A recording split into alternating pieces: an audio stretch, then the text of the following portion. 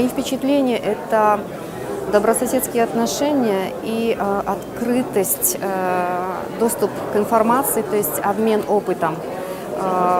Достаточно большой опыт у наших узбекских коллег, и мы с радостью принимаем этот опыт, то есть перенимаем, и слушали сегодня докладчиков, которые поделились, как необходимо работать в сфере развития ремесленничества.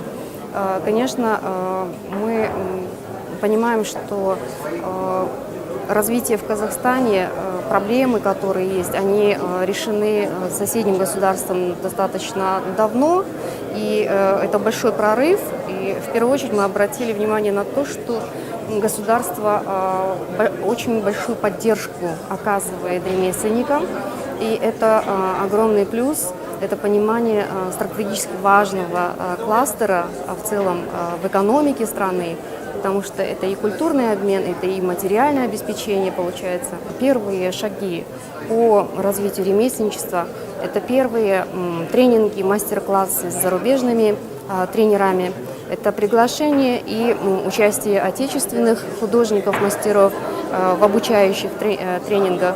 И, конечно, обмен опытом с соседними государствами, Кыргызстан в том числе, Таджикистан, Туркмения, которые часто приезжали к нам на ярмарки, которые стали функционировать благодаря, опять-таки, совместной работе с узбекскими коллегами. Вот уже много лет мы принимааем у себя, и также мы ездим на международные фестивали, в частности, которые проводятся в Узбекистане, в Бухаре. Это Silk and Spice, который помогает нашим мастерам видеть, как проходят эти мероприятия, какие есть требования к ремесленникам, как организовывать пространство, как работать с покупателем.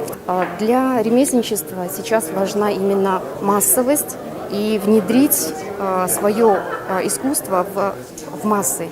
С этим немного вот у нас проблема.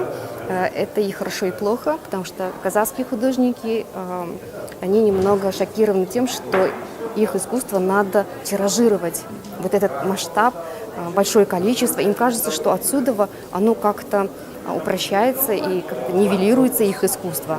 Но работа с этим идет, и многие уже понимают, что это просто страх, это неправильный подход в целом для развития ремесленничества.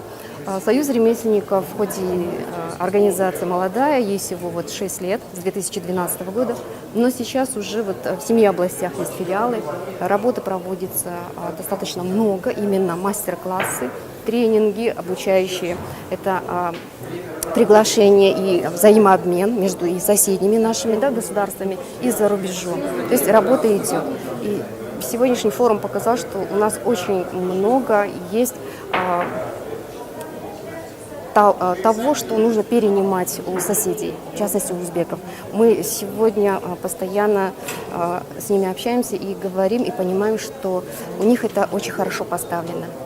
И мы это понимаем. И хотели бы, чтобы нам помогли, и это нормально, я считаю.